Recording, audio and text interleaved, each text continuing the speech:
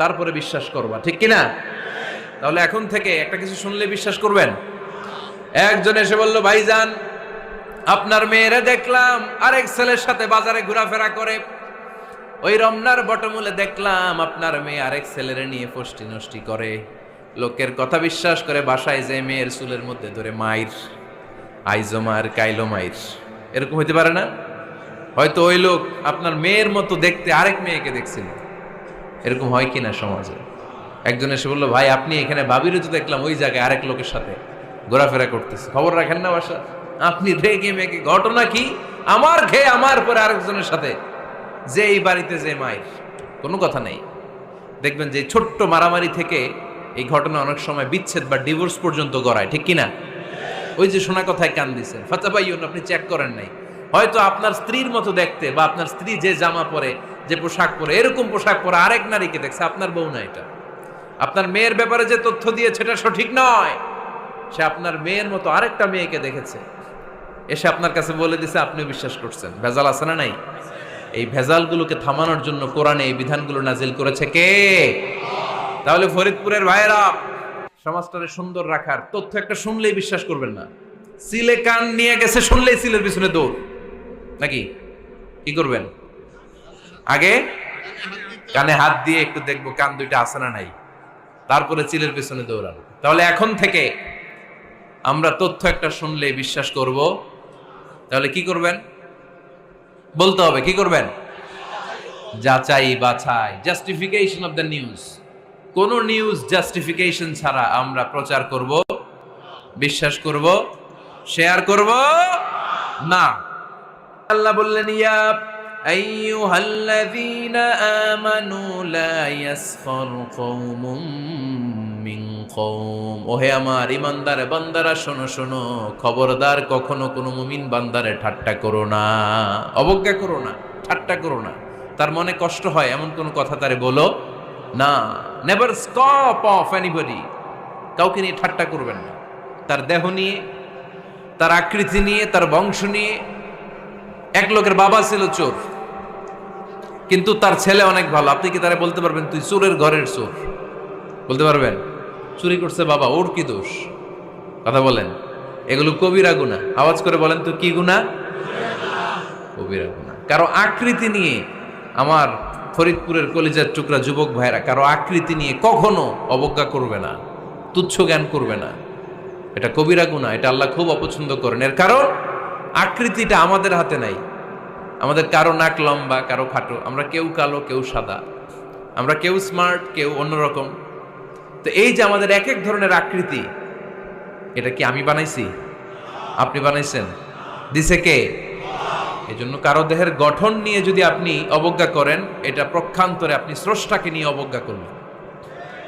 কারো দেহের আকৃতি নিয়ে যদি আপনি তুচ্ছ করেন, তাকে তুচ্ছ করেননি, আমার রবকে আপনি তুচ্ছ করেছেন। চিল্লায় বলেন ঠিক কিনা? খবরদার, তুই কালু, তুই লম্বু, তুই মোটু, তুই কানা, তুই রোহিঙ্গা, আছে না নাই? ইদানিং ইদানিং এটা খুব চলে। এই রোহিঙ্গা নামটা আছে না? ফরিদপুরে এগুলো ঢুকে নাই না? আমাদের ওইদিকে দেখি কি অবস্থা, কারোর সাথে কেউ লাগলে তুই রোহিঙ্গা। কি আশ্চর্য, এই গালি কবে আসলো? হ্যাঁ, অনেক ধরনের গালি। ঢাকায় আর একটা চলে ফইন্নির ভূত, কি বলে? এই এগুলো আগে শুনি নাই আমরা, রিসেন্ট এগুলো বলা শুরু করছে। ফইন্নির ভূত, রোহিঙ্গা না, এগুলো বলে আপনি কাউকে অবজ্ঞা করতে পারবেন? পারবেন না। খবরদার, এটা কবিরা গুনাহ, এটার ছোট গুনাহ মনে করবেন না। কারণ আকৃতি নিয়ে তুচ্ছ করা যায় না, কারণ আকৃতি দান করেছে কে? হুয়াল্লাযী ইউসাউইরুকুম ফিল আরহামি কাইফা ইয়াশা লা ইলাহা ইল্লা হুয়াল আজিজুল হাকীম। তিনি এমন সত্তা যিনি তোমাদের চেহারার অবয়ব দিয়েছেন, তোমাদের আকৃতি দান করেছেন তখন যখন তোমরা মায়ের পেটের ভেতরে ছোট্ট জোকের মতো ছিলা। মায়ের পেটের ভেতরে আমরা যখন সবাই এত ছোট্ট, তখনই আমাদের চেহারার আকৃতি দিয়েছে কে? কে সুন্দর হব, কে ছেলে হব, কে মেয়ে হব, কে মোটা হব, কে চিকন হব আমার ইচ্ছা হয়েছি? আওয়াজ করে বলতে হবে, কার ইচ্ছায়? প্রত্যেককে যদি আল্লাহ প্রত্যেকের নিজের চেহারা ডিজাইন করতে দিতেন, আল্লাহ যদি বলতেন তোমার চেহারাটা কেমন হবে তুমি ডিজাইন করো, তাহলে আপনি আপনারা কেমন বানাতেন? হ্যাঁ বলেন, ফরিদপুরের ভাইরা বলেন, সুন্দর করে বানাতেন তাই না? সবচাইতে স্মার্ট, সবচেয়ে সুন্দর করে আমি আমার চেহারাটা বানাতাম যদি আমাকে ডিজাইন করার সুযোগ দেওয়া হতো। কিন্তু এই সুযোগ তো আল্লাহ দেন নাই। ডিজাইন স্বয়ং করে দিয়েছেন কে? কোন নারীকে যদি আল্লাহ বলতে এই নারীরা তোমাদের চেহারা কার কেমন লাগবে তোমরা বানাও, প্রত্যেক নারী কি করত? বিশ্ব সুন্দরী করে নিজেকে বানাতো। খুদ ধরার মতো কোনো জায়গা সে নিজের জন্য রাখতো না, ঠিক কিনা? কিন্তু এটা আল্লাহ দেন নাই। এই আকৃতিটা আমাদেরকে সরাসরি দান করেছেন কে? খবরদার, আমাদের অনেকে বিকলাঙ্গ, আমাদের অনেকের হাত ছোট, পা বড়, দেখতে মোটা, কেউ চিকন কেউ কালো। খবরদার, কারো আকৃতি নিয়ে কখনো কোনো অবজ্ঞার সুরে, ঠাট্টার সুরে কোনো কথা আমরা বলবো না। রাজি আছেন? সবাই রাজি আছেন? আল্লাহ রাসূল সাল্লাল্লাহু আলাইহি ওয়াসাল্লামের এক সাহাবী ছিল, নাম ইবনে মাসউদ রাদিয়াল্লাহু তাআলা আনহু। উনার পায়ের নলা ছিল খুব চিকন, অস্বাভাবিক চিকন, স্বাভাবিক না। তো উনিও এটা ঢেকে রাখতেন, দেখাতেন না কাউকে। একদিন উনি খেজুর পাড়ার জন্য খেজুর গাছে উঠলেন। খেজুর গাছে ওঠার পরে নিচ থেকে সাহাবারা পায়ের চিকন নলা দেখে ফেলছে। দেখে সবাই হাসি, সবাই হেসে কুটি কুটি। বিশ্বনবী বললেন, হেসো না, খবরদার, আমার ইবনে মাসুদের পায়ের চিকন নলা দেখে হেসো না। আমার ইবনে মাসুদের এই পায়ের চিকন নলা যদি মিজানের পাল্লায় উঠিয়ে দেয়া হয়, কিয়ামতের দিন উহুদ পাহাড়ের চেয়েও ভারী হয়ে যাবে। খবরদার, আমার ইবনে মাসুদকে আমার আল্লাহ অনেক পছন্দ করে, তার পা চিকন দেখে তাকে তুচ্ছ করো না। আল্লাহর হাবিব সাল্লাল্লাহু আলাইহি ইসলামের 11 জন স্ত্রীর মধ্য থেকে একজন স্ত্রী ছিলেন একজন স্থূল আকৃতির, অবিসিটি ছিল, একটু মোটা। ওনার নাম ছিল সাফিয়া রাদিয়াল্লাহু তাআলা আনহা। আম্মা জান আয়েশার সাথে একবার সাফিয়ার ঝগড়া। নবীদের বউদের মাঝে মাঝে মাঝে ঝগড়া হতো, তবে সেটা হতো মধুর ঝগড়া। সুবহানাল্লাহ পড়েন। আম্মা জান আয়েশা রাদিয়াল্লাহু তাআলা আনহার বাসায় একদিন বিশ্বনবী বসা ছিলেন। আরেকজন স্ত্রী, বিশ্বনবীর আরেকজন স্ত্রী রান্না করে কিছু খাবার আম্মা জান আয়েশার ঘরে পাঠিয়েছেন। এক দাসী দিয়ে বলল, যাও এটা আয়েশার ঘরে দিয়ে আসো, কারণ নবী আয়েশার ঘরে। আম্মা জান আয়েশা রাদিয়াল্লাহু তাআলা আনহা বললেন, এগুলো কি? ওই দাসী বলে, তরকারি। কে দিছে? অমুক স্ত্রী। কেন দিয়েছে? আমি কি রান্না করতে পারি না? তোমরা রান্না তোমরা খাও। এই কথা বলে পাতিল সহ উড়ায় মারছে চেহারার মধ্যে। এর কারণ ওনারা মানুষ ছিলেন, মানবীয় ব্যাপারগুলো ওনাদের মধ্যেও কাজ করত। আবার এক স্ত্রী ঝোল দিয়ে রান্না করে কিছু খাবার নিয়ে এসেছে। আম্মা জান আয়েশা রেগে মেগে ওই ঝোল নিয়ে ওই স্ত্রীর গালের মধ্যে মেখে দিয়েছেন। বিশ্বনবীর আরেক বউয়ের গালের মধ্যে ওই ঝোল লাগাই দিচ্ছে। এবার ওই স্ত্রী বিশ্বনবীর কাছে যেয়ে বলে, ইয়া রাসূলুল্লাহ, দেখেন আয়েশারে আপনি বেশি আদর করেন তো, দেখেন কি করে আমাদের সাথে।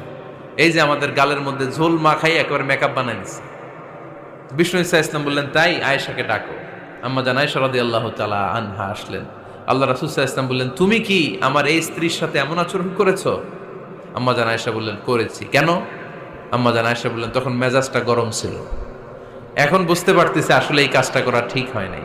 এবার বিশ্বনবী বিচার করবেন। বিশ্বনবী বললেন, আল কিসাস, যেমন করা হয়েছে বিচার হবে তেমন। তোমার গালে যেমনি ঝোল লাগাই দিছে, তুমি একটু ঝোল নিয়ে আয়েশার গালে লাগাই দাও। সুবহানাল্লাহ পড়বেন না? ওই স্ত্রীও কিছু ঝোল নিয়ে আম্মা জান আয়েশার গালে লাগাই দিল। এখন দুইজনে হাসতেছে, বিশ্বনবীও হাসলেন, আরশের উপর থেকে খুশি হয়ে গেলেন কে? তো স্ত্রীদের মধ্যে মাঝে মাঝে এটা ঘটতো। সাফিয়া রাদিয়াল্লাহু তাআলা আনহা ছিলেন একটু মোটা। আম্মা জান আয়েশা বললেন, ইয়া রাসূলুল্লাহ, দেখেন আপনার মুটি বউ, আপনার মুটকি বউ, এই মুটি বউ বলে একদিন একটা গালির মতো দিয়ে ফেলছে। আল্লাহ রাসূল সাল্লাল্লাহু আলাইহি ওয়াসাল্লাম রেগে গেলেন, বললেন, আয়েশা এটা কেমন কথা তুমি বললা মুটি? আমার সাফিয়ারে তুমি মুটি বলে গালে দিলা রে আয়েশা। ইয়া আয়েশা লাকাদ কুলতি লা কালিমা লাউ মুজিজাত বিমাইল বাহরি লামাজাজাতহু। এমন একটা মন্তব্য তুমি সাফিয়ার ব্যাপারে করে ফেলেছো রে আয়েশা, এই কথাটা যদি সাগরের নীল পানির মধ্যে ছেড়ে দেয়া হয়, এই কথার পঙ্কিলতার কারণে, এই কথার কর্দমাক্ততার কারণে, এই কথার পঙ্কিলতার কারণে সাগরের সব পানিগুলো মুহূর্তের মধ্যে কালো হয়ে যাবে। এই কথাটা সাগরে ফেলে দিলে সাগরের নীল পানি পুরোটা কালো হয়ে যাবে। আয়েশা, খবরদার, কাউকে তুচ্ছ করে অবজ্ঞা করে কখনো কিছু বলা যাবে না। এই জিহ্বাটা এটা ভয়ঙ্কর একটা অঙ্গ। বেশিরভাগ পাপ এই জিহ্বা দিয়ে হয়। কি দিয়ে হয়?